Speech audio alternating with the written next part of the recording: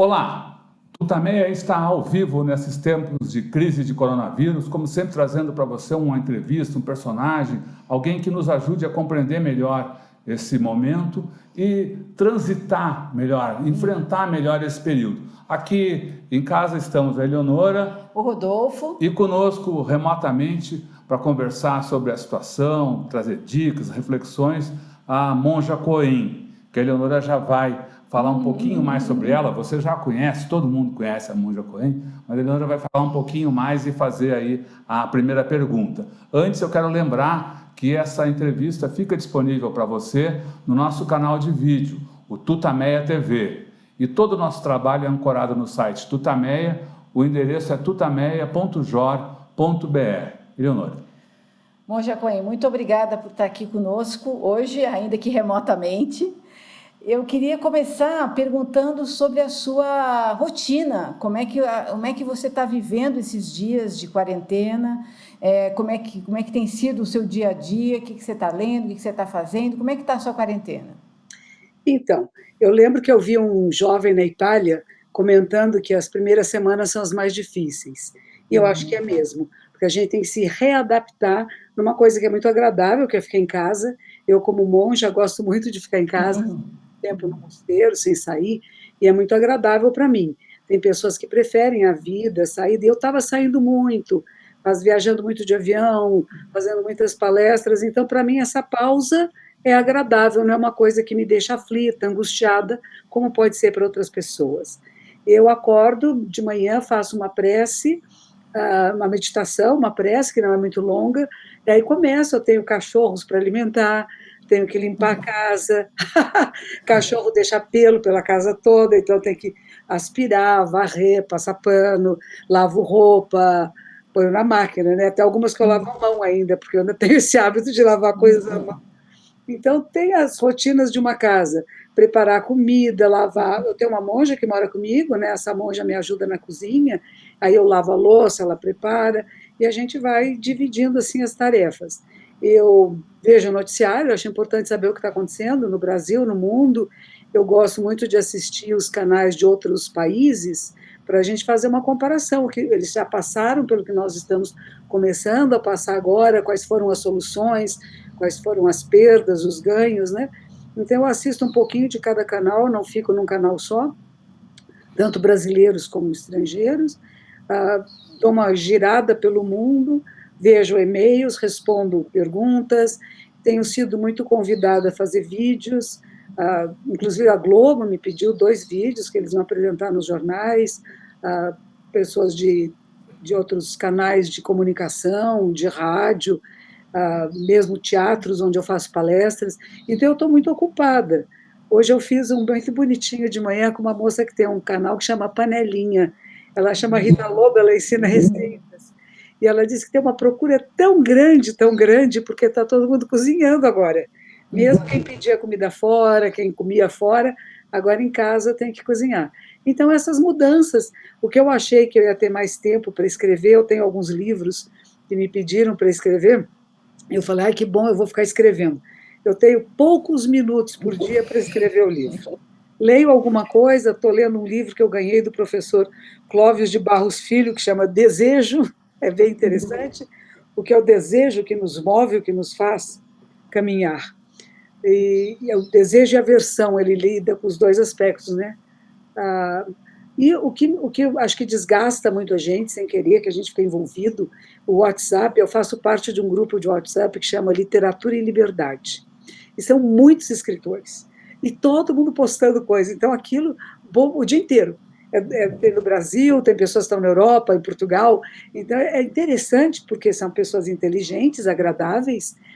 Muitos deles estão muito impressionados e tristes com as pronunciações, o que fala o presidente do Brasil. Então, tem um grupo de pessoas muito descontentes, e eles ficam postando, e tem piadas, e tem coisas sérias. Então, tudo isso acaba consumindo boa parte do tempo, porque eu acho também importante saber como que estamos pensando, como que as cabeças pensadoras, não só do Brasil, do mundo, estão pensando sobre o que está acontecendo agora conosco aqui. os outros países todos já passaram pelo que a gente está passando, né? Mas, enfim, assim meu dia vai. Eu almoço, depois do almoço eu procuro descansar um pouquinho, 10, 15 minutos, e depois eu vou para o computador. Aí eu tenho que responder e-mails, entrevista como essa que estamos fazendo agora, e para mim é uma alegria, e não é um cansativo. E às vezes eu vou para o Face Live, esses dias eu dei bronca em todo mundo que está saindo de casa, e eles acharam lindo, adoraram, veja só. Eu estava falando mansinho com todo mundo, ninguém ligou. Aí eu dei uma bronca em todo mundo, ele falou assim, a monja ficou pistola. Fiquei bem brava, porque eu vejo pessoas andando na rua como se nada houvesse. Não está acontecendo nada, estão passeando, estão conversando, sentam na praça e ficam lá conversando bem pertinho um do outro, andando de bicicleta, trazendo crianças, fazendo jogging. Tudo bem, eu faço jogging agora no quintal. Teve um casal que discorreu uma maratona no terraço do apartamento. Quer dizer, dá para fazer coisas em casa e o pessoal está muito leve com isso. Então, me incomoda quando pessoas dizem vocês podem sair, vocês devem sair, tem coisas mais importantes para serem feitas, economia é importante. Eu compreendo isso, claro que economia é importante.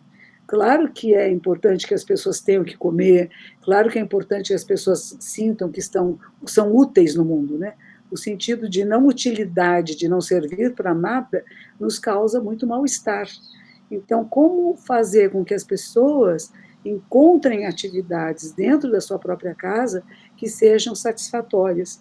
E uma coisa que eu vi na Inglaterra, que também achei muito bom, que houve uma recomendação, acho que é a Margarete, que é a esposa do príncipe Charles, que está doente, né?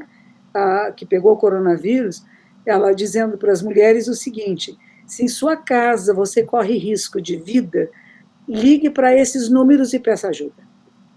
Eu acho que isso nos falta quando o presidente do Brasil saiu nas periferias de Brasília, dizendo que é melhor que as pessoas trabalhem, as pessoas pobres, porque se ficar em casa os maridos batem nas mulheres, tem a violência doméstica. Teve violência doméstica na China, gente. Violência doméstica acontece, não é só pobreza, não. Não é falta de pão. Violência doméstica ainda existe, feminicídio existe em todas as classes sociais. Não é pobre que marca pobre apenas. É que a gente já tem mais. Os ricos escondem, né? As pessoas mais ricas, abastadas, não contam que está apanhando do marido, né? Mas as outras, as mais pobrezinhas, acabam declarando isso. Quantas mulheres ricas foram assassinadas, a gente sabe. Então, tem essa história de que essa convivência muito íntima, para quem não está acostumado a ficar junto, 24, diferente de vocês, que são felizes juntos, que gostam de estar um com o outro, na verdade. Fazem as coisas juntos, com alegria. Claro que casal, de vez em quando, tem desentendimento, tem discussão, mas isso é estimulante, não é que querer matar o outro, acabar com o outro.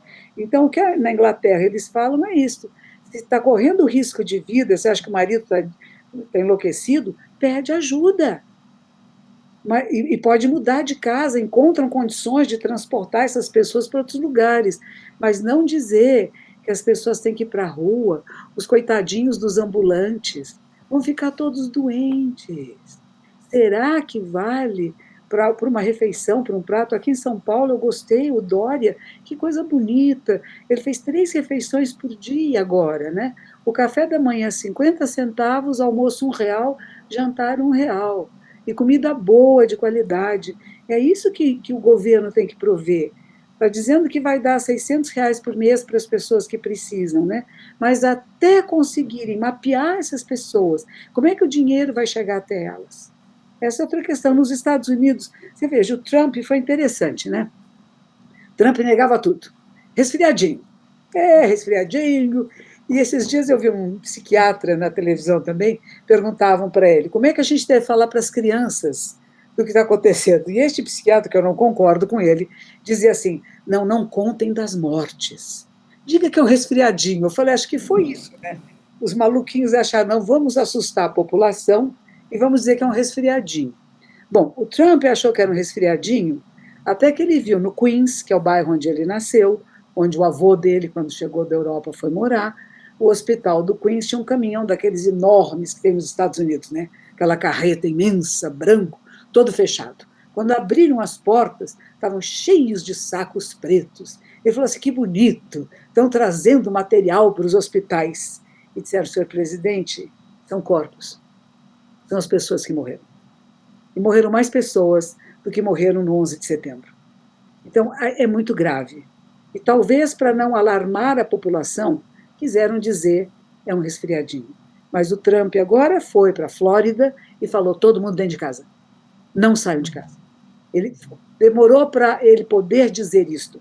Talvez ele quisesse manter o pessoal trabalhando, distraído, o máximo possível, porque é muito grave o que nós estamos passando. É no mundo todo. Portugal, por exemplo, eu vi ontem, parece, que disseram que as crianças não vão ter aulas até janeiro do ano que vem. Não tem isso que vai acabar em 2 semanas. Não é 15 dias. Se a gente vê o que aconteceu na China, depois o que está acontecendo na Itália, na Espanha agora, e nos Estados Unidos, não é 1 semana ou 2, vão ser meses. De 3 a 4 meses. E nós temos que nos acostumar a ficar em casa, a gostar uns dos outros, a respeitar, pelo menos, que são diferentes de nós. E se você tem 2 aposentos na casa, se estão brigando muito, fica um no aposento, outro no outro. E não queira convencer o outro a ser quem você é, a pensar o que você pensa. Vamos conviver com pessoas que não somos iguais. E família, às vezes o pessoal acha, né, porque da mesma família tem que gostar. Não precisa gostar, não. Às vezes a nossa família emocional, partidária, de pensamentos, de emoções, são outras pessoas que não têm consanguinidade, mas têm o mesmo tipo de pensar. E quando nós temos agora essa acessibilidade dos telefones celulares, dos canais de comunicação, como nós estamos tendo aqui, isso não nos deixa sozinhos. Eu não preciso falar, sei lá, com a minha irmã, com a minha tia, que pensa tão diferente de mim, com o marido, com a companheira, mas eu posso falar com alguém que me compreende. E nós vamos desenvolvendo ideias, pensamentos. E o que está saindo bonito disso, que eu estou gostando, primeiro, que o coronavírus nos mostra que não tem fronteiras, não tem discriminação de gênero, de nada, de cor, de pele, de etnia, de educação, nada. Ele pega qualquer um de nós. E ele, o que, que ele é? Ele é uma proteína, né? É uma molécula de proteína que tem uma capinha gordinha, tem uma capinha de gordurinha, que se a gente tirar essa gordurinha, ele se desmantela por ele mesmo. Nós não matamos vírus. Vírus não são seres vivos mortais. Eles se desmantelam. Então, o que a gente precisa é de sabão, de detergente, e tomar cuidado, porque se ele entrar pela mucosa, está frito. E cada um de nós reage de forma diferente. Não tem um menino corredor de maratona, jovem, 26 anos, que morreu? É. Saudável. Não tinha nada errado com o menino. Então, é um vírus perigoso, danadinho. E então, em casa, o que, que eu faço? Eu faço essas postagens no Facebook, de que fique em casa, dei bronca no pessoal, quando saíram em carreata, carros gigantescos, de luxo, dizendo que queremos trabalhar, eu falei, estão brincando comigo. Aí eu fiquei brava, aí eu saí na janela e fiz um face lá, dizendo, que isso, gente, por ganância, vocês querem matar pessoas? Como é que vocês vão viver? É que as pessoas que pensam assim, eu acho que elas não têm nem consciência, né? De que elas estão causando a morte, que é assassinato isto.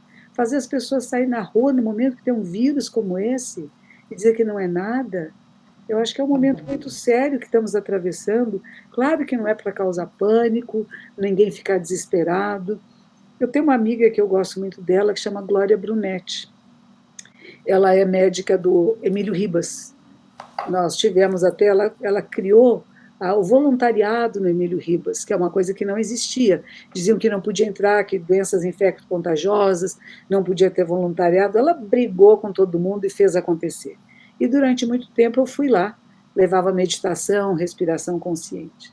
E esses dias ela gravou até explicando, dizendo, nós estamos passando por uma pandemia muito grave, mas tudo começa e termina, ela vai passar.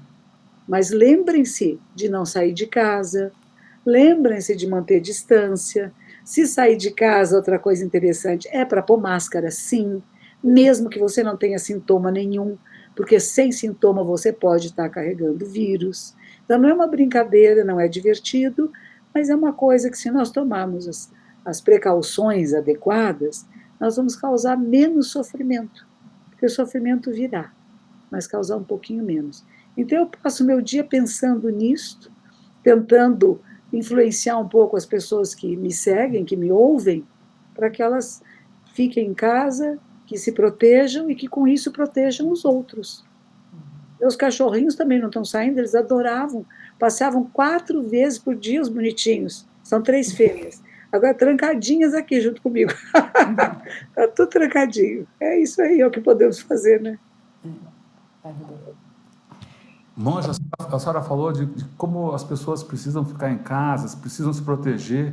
Como a senhora, tendo essas informações e ouvindo essas recomendações de médicos, de organizações sanitárias do mundo inteiro, como a senhora avalia os atos aí do presidente da República saindo às ruas, e mais do que isso, dizendo que precisamos continuar, que, de novo, a senhora usou que é uma gripezinha. Parece que agora ele quer se recompor, se recompor disso, mas ninguém mais acredita, não? Pois é, foi uma pena, né? Eu não sei, eu não o conheço pessoalmente, nunca estive com ele, não votei nele, eu não concordo com o tipo de pensamento que ele desenvolve, desde que ele se apresentou como um candidato, eu não achei que era alguém que me interessasse como pensamento político, econômico, social. Mas, enfim, ele está aí e eu acho que está mal assessorado, não só mal assessorado, ele também não aceita muita assessoria de ninguém, ele tem um pouco isso, né? Eu sou presidente, eu sou eleito, eu decido, e às vezes tem decisões erradas. É engraçado, né? Esses dias chegou uma mensagem do Dalai Lama, que até achei interessante, que ele disse assim: os governantes estão fazendo o que eles podem fazer de melhor. E eu acho que é verdade. Eu acho que o presidente Bolsonaro ele está dando o que ele tem. Ele não tem outra coisa para dar. A visão dele é mais limitada, não é? E ele acha que a parte econômica é muito importante. Eu posso imaginar ele assumindo, ele tão contrário ao PT e tudo que o PT fez de bem para o Brasil, que ele quer dizer que não foi benéfico, e ao mesmo tempo a Dilma conseguiu, não, quando teve a grande crise das internacionais, financeiras, econômicas, o país que não caiu foi o Brasil, né? Ela conseguiu ir adiante.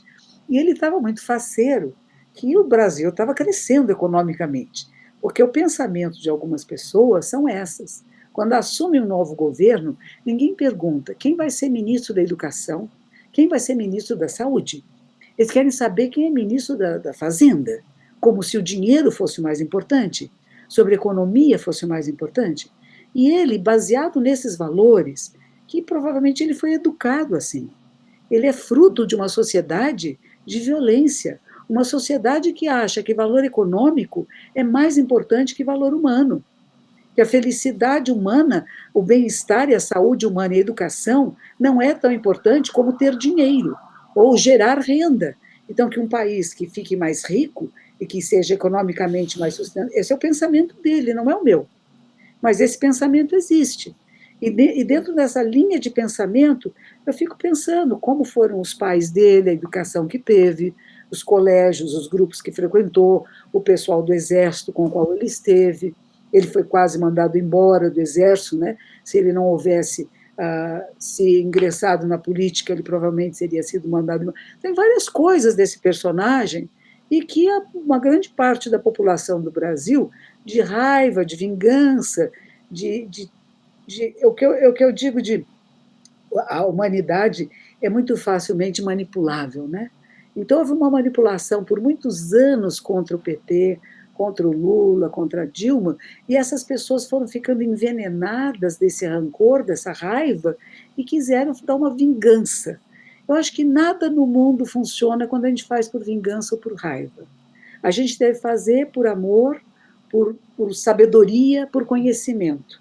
E muitas pessoas foram levadas por uma raiva a eleger esse personagem. Claro que havia muitas pessoas, e há muitas pessoas, que são a favor da ditadura, que gostam, que acham que é bom fazer torturas, não é? Isso existe, não é uma fantasia. E esse grupo de pessoas apoiam alguém que está dizendo: o comunismo faz mal, vamos acabar com o comunismo. O Brasil nunca nem teve comunismo. Nem existia nem o Partido Comunista do Brasil comunista. Então a gente fala, o que estão falando?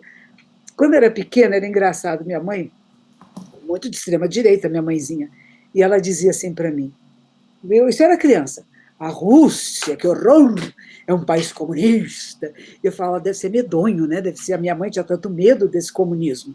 E um dia eu estava vendo televisão e estavam passando um noticiário sobre Moscou. Eu fiquei olhando e falei, nossa, são seres humanos. Porque criam na nossa cabeça monstrinhos, né? Como se o pessoal do Partido Comunista, ou sejam monstros que comem criancinha, né? E, de repente, você fala, não, são pensamentos políticos diferentes que nós temos que respeitar e que têm movimentos no mundo todo, né? Alguns dão certo, outros não dão. E não é porque é deste partido ou daquele que é uma pessoa perfeita, somos humanos, falhamos. Todos nós temos falhas e erros, né? Mas temos que escolher caminhos. Eu não escolhi o caminho do presidente Bolsonaro. O que Sua Santidade o Dalai Lama fala, e que é importante para nós, eu acho importante para todos nós, não cultivar ódio nem raiva de ninguém. Nós podemos mostrar, esse personagem está tendo decisões que não são favoráveis à saúde e bem-estar da população. Isso é verdade, isso eu acho que ele não está. Segundo, ele não é bem assessorado, não está com muita clareza, ele está defendendo um ponto de vista, que é da economia, e tem razão, a economia é importante, todo o dinheiro, comida, etc. Mas se não houver saúde, não vai comer nada. Se morrer, se estiver entubado, não vai comer nada. Se, além de não estar entubado, se não tiver cama nos hospitais, não vai comer nada. Se os corpos começarem a ficar largados nas ruas, como está acontecendo no Equador, e que pode acontecer aqui no Brasil, cadê o trabalho? Para que serve? Então, se é o momento de nós ficarmos em casa e nos suportarmos, sim, depois que passam os primeiros embates e os primeiros desagravos, nós vamos nos estabilizando emocionalmente. Porque não somos só nós, vão estar todos em casa. E quando todo mundo está no mesmo lugar, começa a surgir empatia e solidariedade. Pessoas que levam comida, pessoas que compartilham. Tem uma moça que na frente da casa dela pôs uma mesinha com comida para quem precisar vir buscar. Então, se está incomodando, eu digo, por que que os nossos líderes, nossos governantes, não dão o seu salário para as pessoas que precisam, não criam condições de cestas básicas, não só com o dinheiro do povo e do governo, mas com seus dinheiros pessoais? Eu acho que a gente fica numa lacuna de uma liderança que saiba organizar esse nosso país numa crise internacional como essa, de criar parcerias e não inimigos. Fica brigando com o governador de São Paulo, com o prefeito de São Paulo, por quê? Tome suas medidas, que bom. São Paulo é o centro realmente agora do coronavírus, precisa de mais atenção, precisa de um tratamento diferenciado. Que bom que estão fazendo isso, e não é meu inimigo, está querendo fazer campanha. Estão todos querendo fazer campanha em cima do coronavírus. Que vergonha, gente. Não é vergonhoso isso? Deixa eu te perguntar uma coisa, esse momento que a gente está vivendo, que é um momento tão inédito, tão cheio enfim, dá para ler de várias maneiras esse momento, servirá para a gente mudar, as sociedades vão mudar alguns dos seus parâmetros a partir desse choque do coronavírus e tudo que representa para a sociedade, para a economia, para a política? A senhora vê uma possibilidade de uma mudança mais estrutural nas sociedades? Bem que eu gostaria. Isso é uma coisa que eu oro por. Mas se você pensar o que aconteceu nas guerras, Primeira Guerra Mundial, Segunda Guerra Mundial, o que aprendemos com isso? E, de novo, começamos a construir fronteiras, e construímos muros, e não gostamos dos refugiados. Quer dizer, a gente aprende muito pouco. Nós temos uma memória curta e a gente esquece. Então, o que ele está nos dando agora, que é esse sentido de somos um só corpo, uma só vida, somos todos humanos e temos que nos cuidar mutuamente para a sobrevivência, eu desconfio que vai ser esquecido. Vai demorar, vamos ter alguns anos em que vamos nos lembrar e vamos ficar tão amorosos e tão gentis, e depois vamos voltar para o nosso egoísmo. E é esse egoísmo que tem destruído tudo. É essa ideia de um eu separado, que é uma ideia falsa, é uma delusão da mente humana. Nós estamos todos interligados. Se isto servir para esse despertar da consciência humana, é a coisa mais importante que pode acontecer. Aquele moço que é o historiador de Israel, Harari, ele escreveu um livro, 21 Ações para o século XXI, né, que é bem interessante. Ele termina dizendo que a meditação, quer dizer, esse despertar da consciência humana, que se percebe interligado a tudo e a todos, é o único possível canal de transformação do mundo. Este vírus pode nos fazer perceber isto. Estamos todos interligados, interconectados a tudo e a todos. E se não trabalharmos juntos, se não cooperarmos, se não compartilharmos informações, mesmo na pesquisa dos remédios que possam curar essa pandemia, ninguém vai sair daí. Se um quiser dizer, eu que sou o descobridor, vai perder.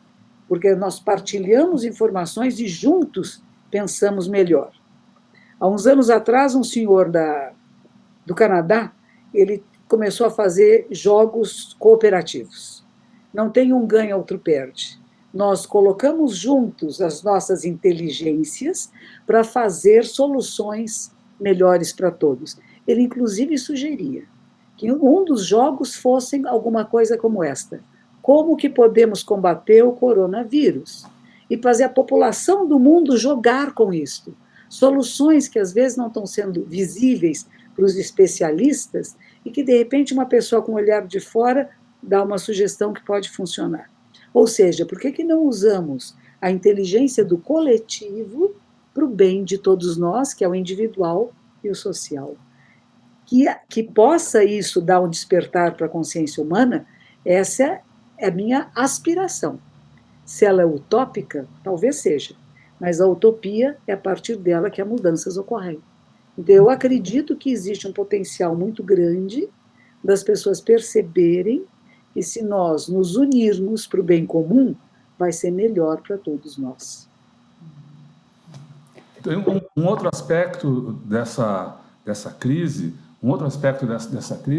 é a busca de explicações para ela, por que isso aconteceu, e em alguns casos cai até num terreno mágico, um terreno da fé. Há quem diga que isso é uma praga divina, que já estava previsto, que isso enfim, que as pessoas têm que aceitar, se submeter e seguir a vida, enfim, ou pagar o dízimo. Há outros, como diz aqui a nossa internauta aqui que está nos assistindo, ela traz uma outra discussão que eu queria que a senhora também comentasse. É a Júlia Rocha. Ela diz o seguinte: não consigo dissociar o que o mundo está vivendo hoje com as atitudes que estavam estabelecidas: degradação ambiental, ascensão de movimentos de extrema-direita, polarização, obscurantismo, desvalorização da ciência. Toda ação tem uma reação. Enfim, como a senhora vê, comenta esses dois modos de... Bom, existe realmente, eu tenho recebido também muitas mensagens sobre isto, uma de uma senhora espanhola, que era uma vidente, que o ano passado falou que o ano 2020 é 2020 dá 40 e que seria uma quarentena. Então ela tem umas explicações assim, que ela falou em dezembro de 2019, que a gente fala, nossa, o que é isto, né? Eu não sei, eu não tenho essa capacidade de evidência, nunca encontrei ninguém pessoalmente que tivesse, então talvez exista, e talvez tenham pessoas que têm uma capacidade de projetar o que vai estar acontecendo no futuro, e que, se isso é um castigo, eu não vejo a natureza castigando, sabe? Eu não acredito que a natureza está se vingando do ser humano. Claro que nós fazemos coisas, o que o budismo fala é causas e condições que vão ter efeitos. Então, as causas e condições que nós criamos, e todos nós juntos, tem um efeito agora que é coletivo. A gente vai falar de karma.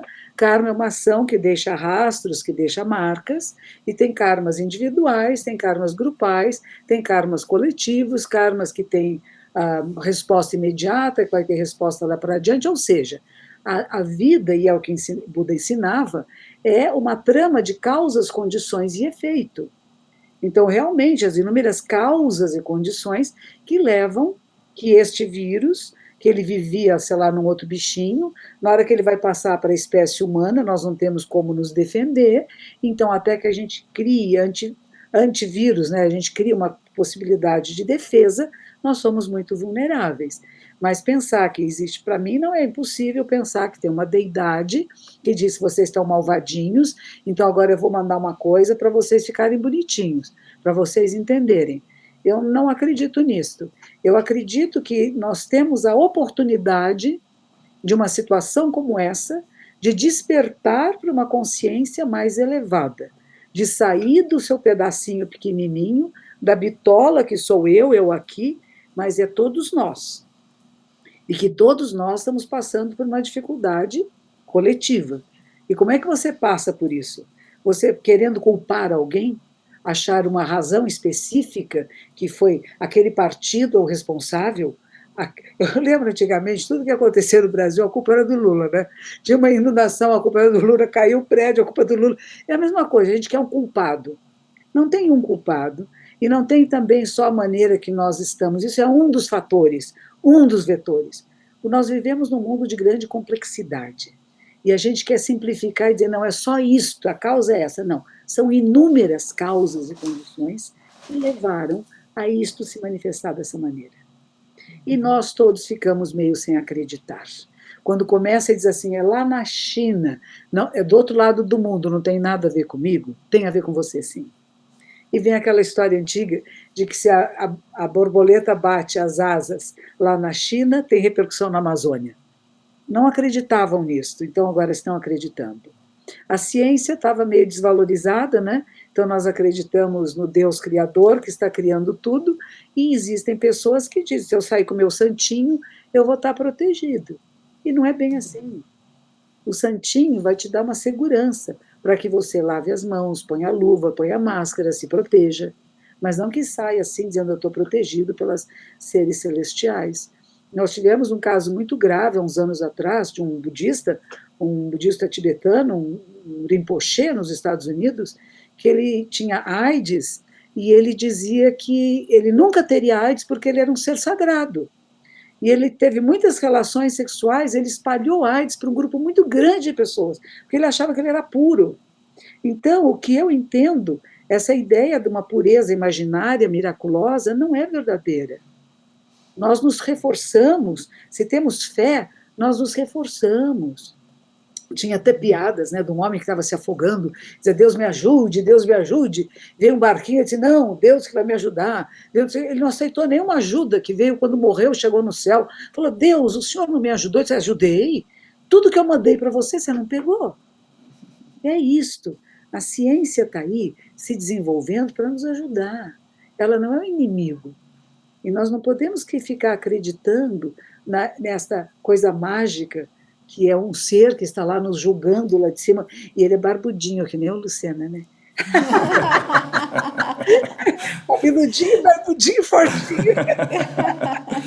Sentindo o destino de todo mundo, né? Não é bem assim, são causas, condições que foram comuns a todos nós, e todos nós somos humanos e, portanto, sensíveis a serem infectados por esse vírus. Vamos tomar cuidado, ele tem começo, meio e fim, ele vai passar.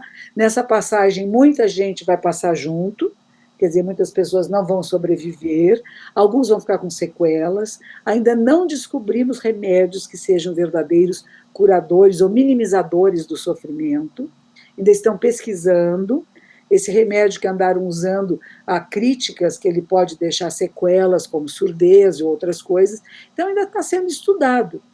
Quando o vírus chega, eu pensei: como que será esse coronavírus? Eu tinha curiosidade de saber quem é ele, né? Se fosse um ser vivo. Imagina, é uma molécula. E nós não sabemos o comportamento dele no Brasil. O que nós sabemos é que passa de um para o outro. Agora, dizer que isto estava predito no passado, acreditar que tudo que nos acontece já estava marcado, eu não sou bem assim. Eu acredito no livre-arbítrio, que existem algumas coisas que são mais ou menos fixas, mas como que você responde a isso é que faz a diferença. Quando alguém, por exemplo, tem uma doença, qualquer doença que seja. E ela vai dizer assim, não, é meu karma. Eu vou falar, bom, pode ser a sua genética, pode ser causas e condições. O que se chamava karma no passado, quando não se falava de genética? Então, você herdou dos seus ancestrais. Sim, herdamos. Até tendências para doenças, para isso, para aquilo, né? Então, isso é verdadeiro. Vamos pôr numa linguagem mais atual, que a gente vai dizer, poxa, você tem uma tendência genética para isso e para aquilo. Agora, nós humanos somos frágilzinhos. Você veja, um insignificante, invisível, uma insignificante molécula de proteína acaba conosco. Pode acabar com a vida de qualquer um de nós. E dizer que Deus no céu mandou isso. Encontrei uma vez uma senhora indígena, ela era da Argentina, e ela dizia para mim, Deus para mim é amor, amorosidade, é uma coisa gostosa, é alegre, é um encontro de alegria, não é de castigo, de vingança. Eu vou mostrar para vocês, se vocês não se comportarem, vocês vão ter as pragas do Egito, né? Eu acho que são coisas que quando nós não entendíamos a natureza, nós achávamos que era castigo do céu. Eu acho que não é castigo do céu. Tudo que nos acontece dá para você a oportunidade de dar uma resposta. Isso é criar karma. Eu posso criar um karma negativo, dizendo assim, não, foi castigo, eu tenho que sucumbir, não posso fazer nada, os maus vão morrer, os bons vão sobreviver. Que absurdo. Que absurdo. Isso é discriminação, isso é preconceito. Inclusive algumas doenças que diziam eram doenças kármicas, nos nossos estudos no Japão, foram considerados um absurdo falar isso. E ninguém sabe. Deixa eu perguntar o seguinte, há muito medo, insegurança, e, enfim, essa sensação de finitude, eu acho que fica muito concreta em momentos como esse, né? Como encarar o medo, essa insegurança, a angústia, né? E essa sensação de que daqui a semana que vem as coisas a gente pode estar morto. Isso aí não é bom. Vamos lembrar, nós vamos morrer mesmo, é garantido. Se não for do coronavírus, nós vamos morrer de alguma coisa. Todo mundo vai morrer. A percepção de que não há nada fixo nem nada permanente é o primeiro ensinamento de Buda. Não há nada fixo, nada. Quando ele estava morrendo, ele tinha 80 anos de idade, ele dizia assim: não há nada seguro neste mundo. Parece o Bauman falando, né? Da sociedade líquida, né? Não dá para segurar nada. Não há nada fixo. Ou então o Marx, né? Tudo que é sólido se desmancha no ar, né? Não é isso? Pois então, é isso que os sábios falam. Não há nada. Você tem uma falsa ilusão de uma segurança que não existe. Nós estamos vivos aqui, cai um avião aqui em cima, acabou. E pode cair qualquer coisa, meteorito, gente. A nossa vida está sempre por um fio. Então, medo, é bom o medo, sabe? Porque o medo faz você tomar cuidado. O Cortella, o professor Cortella, eu fiz um livro com ele, e ele diz uma coisa que eu gosto muito. Ele diz assim, quando ele vai tomar um avião, ele pergunta para o piloto, o senhor tem medo? E se o piloto disser não tenho, ele diz, então não vou. Porque aquele que tem medo vai verificar todo o equipamento, vai ter certeza de que o equipamento está bom, senão ele não voa, né? E aquele que diz que não tem medo, que está nas mãos de Deus e que o sagrado protege, esse é perigoso. Esse é um ser humano perigoso. Diz assim, nesse avião eu não entro. E a mesma coisa, nós estamos com medo, sim. Podemos morrer a qualquer momento, sempre soubemos disso, mas de repente ficou aqui, ó, ficou bem pertinho a possibilidade da morte. E o que nós temos que fazer? Nos preservar. A nós e as pessoas à nossa volta. Então nós vamos usar máscara, vamos usar luva. Quando chega em casa, se teve que sair, e sair é para ir para o supermercado para comprar comida ou remédio. Ou aqueles que trabalham no sistema de saúde e de sustentabilidade da cidade, né? Fora disso, fica em casa. Se sair, a roupa que saiu tem que trocar. Hoje me trouxeram uns alimentos aqui. Estava sem fruta, sem verdura. Uma pessoa veio, a monja para a senhora.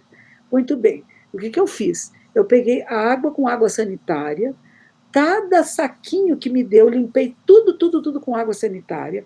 Depois, o lugar onde tinha sido colocado no chão, passei água sanitária misturada com água, né? Passei no meu sapato, tirei toda a roupa com a qual eu recebi aquilo, recebi de máscara e de luvas, pus a roupa para lavar, limpei o chão todo. Por quê? Porque ele é invisível. Eu tenho medo, eu não quero morrer. Eu não quero ficar com entubada, eu não acho isso legal. Se acontecer, acontece, mas eu estou tomando todas as precauções para que não aconteça. Nem a mim, nem a pessoa que me trouxe isto. Porque essa pessoa, eu posso estar infectada e não sei, não tenho sintoma. E eu vou passar para o outro que veio fazer um gesto de bondade para mim?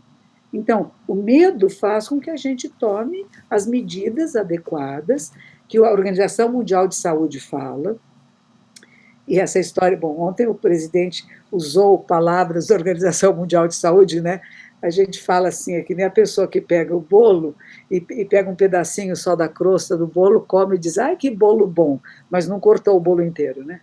Uma coisa que criança faz, né? Põe o dedinho no bolo e fala assim, a partezinha de cima é gostosa, né? Porque ele é conveniente. Mas não foi só isso que ele falou. Ele falou, fique em casa. Eles estão falando no mundo todo, fique em casa. O Japão não estava ficando em casa, porque eles queriam manter os Jogos Olímpicos. Tiveram que se abaixar, não vai manter Jogos Olímpicos. E agora estão começando a fechar. Os países procuram o mínimo possível fechar só no último momento, que é o que aconteceu na Itália, que aconteceu na Espanha, nos Estados Unidos, e os resultados são terríveis. Agora, claro, o Brasil é imenso, a gente falou os Brasis, né? Tantas áreas diferentes. E como esse vírus está se espalhando pelo Brasil inteirinho, e nós somos muito grandes, com uma população muito grande, vai ser devastador. Eu não sei se vocês viram o cemitério de Vila Formosa, aqui em São Paulo, tem 1.000 valas abertas, estão esperando os primeiros 1.000 corpos. E é bom a gente pensar que pode ser o meu, pode ser de qualquer um de nós. E o que é importante na vida? O que é o essencial? É brigar com a pessoa que está do seu lado? É cultivar raiva? É ficar só risando? O que você faz se você estivesse vivendo seus últimos dias de vida? Eu vou sair na rua contaminar todo mundo? Ou será que eu vou me questionar qual o sentido da existência? O que é vida, morte? O que será que eu tenho que eu posso compartilhar para que o mundo seja melhor? Mesmo que eu não esteja aí. Netos, bisnetos, tataranetos, o que eu tenho a oferecer com a minha capacidade de percepção da realidade? Então, quando nós entramos nesse lugar, você se liberta, porque você vai fazer o seu melhor. Você vai deixar uma herança de amor, de carinho, de respeito. Não é de raiva, não é de ódio. O que é muito difícil é isso. A gente vê lá Israel, Palestina, são primos, se odiando, brigando há tanto tempo. Nossa, será que a gente pode se juntar? Agora estão se juntando um pouquinho, né? Porque passa em todo mundo. Mas o que a gente gostaria, o que a sua pergunta anterior, será que isso vai ter continuidade quando o vírus for embora? Será que nós vamos aprender essa lição da colaboração, do compartilhar, do carinho, do respeito ao outro? Ou será que nós vamos esquecer? Eu gostaria que a gente se lembrasse. O pessoal tá aqui agradecendo muito, os nossos comentaristas aí agradecendo muito, elogiando muito os seus comentários aí, né? Só queria lembrar a todos que essa entrevista fica disponível no nosso canal de vídeo, o Tutameia TV, lembrando isso ao pessoal que está nos assistindo, e queria só voltar aí a um comentário que a senhora fez nessa última resposta, falando do pronunciamento do presidente, quer dizer, esse mais recente, em que ele tentou mostrar uma aparência quase que pedindo desculpas pelo comportamento anterior, mas, ao mesmo tempo, como a senhora apontou aí, malversou declarações do diretor da OMS, ou seja, no próprio depoimento em que ele faz um aparente ato de contrição, repete as práticas anteriores. Ele não dá o braço a torcer nunca, né? Isso é uma característica dele, né?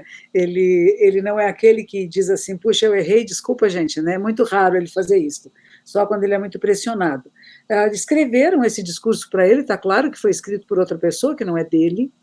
Ele leu esse texto num telão, tá? A gente vê os olhos dele lendo essa tela, e a pessoa que escreveu foi muito hábil de tentar minimizar aquilo que ele estava falando antes e causou um grande desagravo, não só nacional, como internacional, e foram procurar apoio em palavras, em textos, em discursos da OMS, pensando aquilo que interessava a eles, para dar um respaldo ao presidente. Então, eu compreendo o que fizeram e por que estão fazendo. Afinal, este homem continua sendo presidente da República e ele vai ter, nos próximos dias e provavelmente na próxima semana, de abaixar a cabeça e dizer para as pessoas: fiquem em casa. Enquanto ele não faz isto, ele quer provar que o que ele fez é correto. Eu não digo que seja completamente errado, que ele se preocupe com a alimentação dos mais pobres. Eu queria saber como é que esses R$ 600 mensais vão chegar na mão das pessoas mais simples. Porque ele não assinou ainda a lei, né? Pois então, essas pessoas têm que receber. Nos Estados Unidos, o Trump concordou com isso e os cheques estão chegando na casa das pessoas. Nós aqui não temos esse sistema tão adequado, não chega cheque na casa de ninguém, né? Então, como é que essas pessoas vão receber, já que ele está tão preocupado com os pobres? E por que só se preocupa com eles nesse momento? Eu acho que é uma questão maior a gente pensar. Era todo mundo contra o Bolsa Família, era todo mundo contra os movimentos todos que o PT fez, do Fome Zero, etc. E, de repente, agora, o SUS, que a minha amiga a Glória Brunetti é do SUS, né? E ela diz assim: não nos davam, monja, gase. E depois vem dizer que o SUS não funcionava. 75% do Brasil é SUS, é o melhor sistema de saúde pública do mundo. E os próprios governos não apoiam. E agora, se não der apoio ao SUS, não tem como.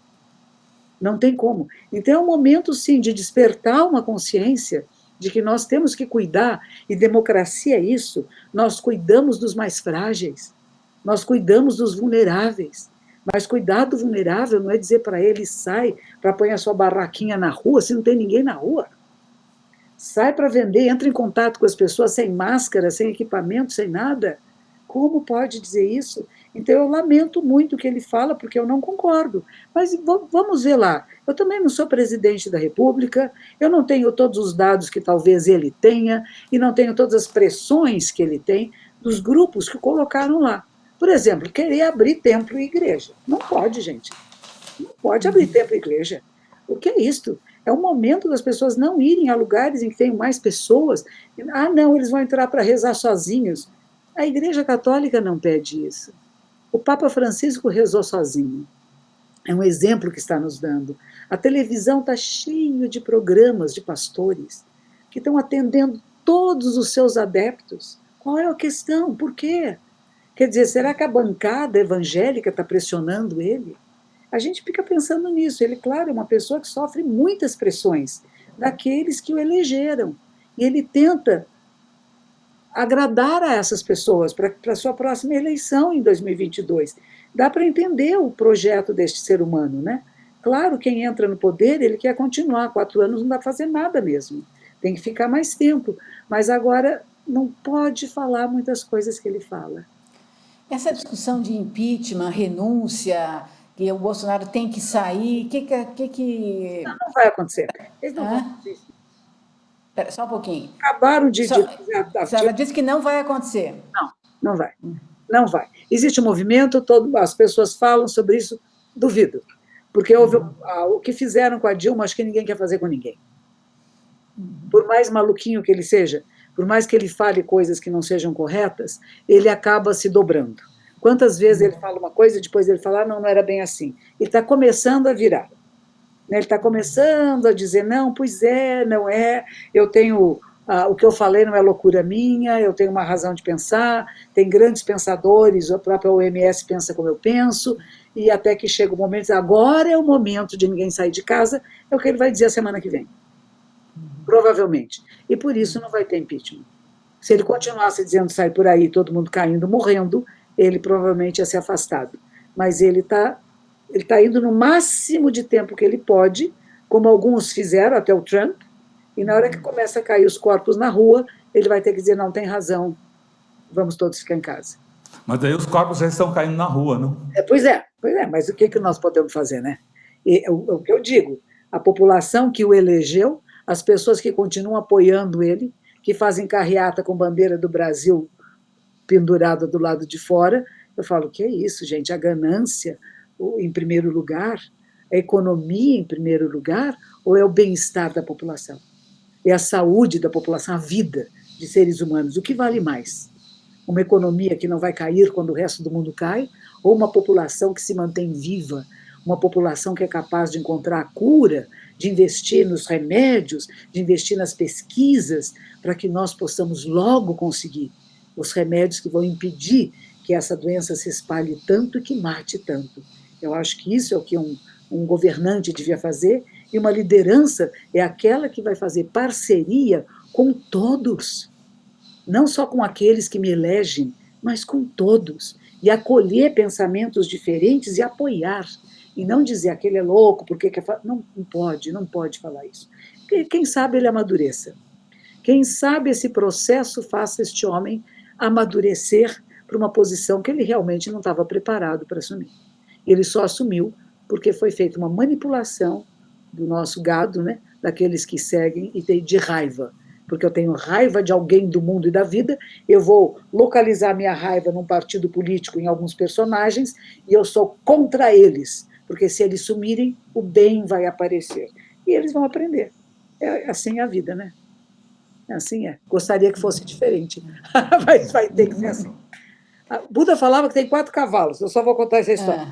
Tem um cavalo que vê a sombra do chicote e sai galopando. O segundo tem que levar no lombo. O terceiro tem que furar a pele, o quarto tem que chegar no osso. Ouviu falar que na China tem um problema, começa a se preparar, né? Começa a se organizar e vamos salvar a população aqui. O segundo cavalo tem que ser, bom, apareceu a Itália, a Espanha, que está mais pertinho do Brasil, agora a gente tem que fazer alguma coisa. Terceiro cavalo tem que doer na carne, tem que ser alguma pessoa muito próxima, muito querida, né? Muito conhecida, um parente, um amigo. E o quarto é quando cai na pessoa. Só quando essa pessoa sofre uma dor profunda, que é com ele mesmo, se ficar ele mesmo doente, vai pensar, nossa, olha só, porque já caiu a atendente dele, né? Pessoas que viajaram com ele.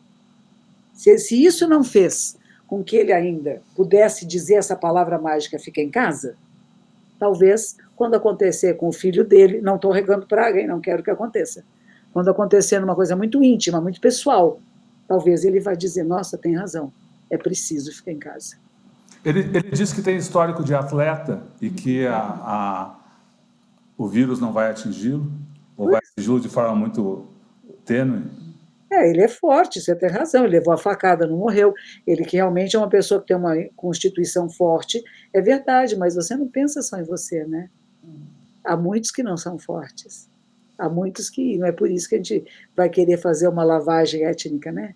Uma coisa parecida com alguém que queria que todos os doentes, os fracos, os que tinham deficiências, os homossexuais, os judeus, os cristãos, vamos acabar com eles, né? Porque vai sobrar os bons, os fortes, os atléticos, né? E é perigoso esse pensamento é muito destrutivo. Então, espero que ele acorde, que ele desperte, que alguma coisa faça esse coração humano e a sua capacidade de visão ser transformada. Ele possa se tornar um verdadeiro presidente de uma república, de um país tão grande como este. Se ele tem tanto apoio, essas pessoas que o apoiaram, está no momento de influenciá-lo, né? Não para suas vantagens pessoais, mas aquilo que possa ser benéfico para o maior número de seres. Essa é a mudança do olhar que a gente espera que o vírus traga para todos nós, para todos, sem exceção. Não vai dizer, esse aqui não vai conseguir. Não, ele pode. Todos nós podemos. A mudança é possível para qualquer um de nós. Então, o que eu posso fazer é só orar. E eu oro, viu? Toda manhã para as lideranças políticas do nosso país. Que elas tenham o despertar e que levem para o melhor, para o maior número de seres. Não para elites e para grupos, mas para todos nós. Que assim possa acontecer.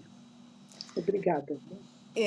A gente, antes de terminar, Monja, vamos pedir a sua mensagem, né, Rodolfo? Isso. A sua mensagem para quem nos acompanha, está acompanhando agora, que vai seguir nos acompanhando. Qual a sua fala? E antes ainda da mensagem final da Monja, eu queria lembrar a você que está nos acompanhando e a todos que vão seguir com a gente pela internet, que essa entrevista fabulosa, essas orientações da Monja Cohen, ficam disponíveis no nosso canal de vídeo, o Tutameia TV. Vá lá, se inscreva e clique na sinetinha para receber os sinais, as notificações aí de novos vídeos do trabalho aqui do Tutameia. Monja, Só um pouquinho, monge, vou botar aqui. Vai lá. E aí? Então, eu espero que todos nós possamos atravessar essa grande crise da pandemia com tranquilidade, com medo sim, e tomando os cuidados necessários de ficar em casa, lavar as mãos, sair de máscara, enfim, tudo aquilo que está sendo dito, e que não vamos cultivar ódio de ninguém. Tem pessoas que não têm capacidade de visão e nós não temos que ter raiva deles porque eles não podem ver. Então a gente vai apenas procurar meios hábeis para que possa abrir a sua capacidade de compreensão maior. É preciso não entrar no mesmo nível de energia prejudicial, de raiva, rancor e briga. Nós temos que mostrar o que está acontecendo e fazer isso com ternura. Sabe, com ternura? De querer bem mesmo aquela pessoa que não sabe querer bem. Isso é a transformação do mundo, isso se chama compaixão e sabedoria. E que ela possa banhar toda a humanidade. Muito obrigada.